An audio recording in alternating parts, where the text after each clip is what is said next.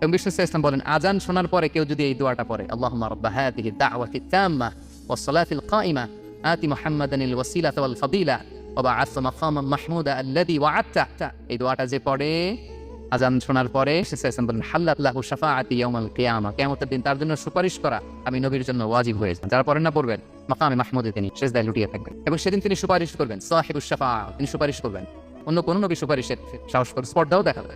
আদম আলাইহিস সালাম, নূহ আলাইহিস সালাম, ইব্রাহিম আলাইহিস সালাম সবাই একজন আরেকজনকে রেফার করে, একজন আরেকজনকে রেফার করে, আমি পারবেন না, উনি বলতে বলতে বিষ্ণু ইসলামের কাছে যাবে। মানুষগুলো হয়রান হয়ে যাবে, ক্লান্ত, শ্রান্ত, ঘর্মাক্ত, পিপাসার্ত মানুষগুলো। 50,000 বছর হবে সেই দিনটা, কিয়ামতের দিন।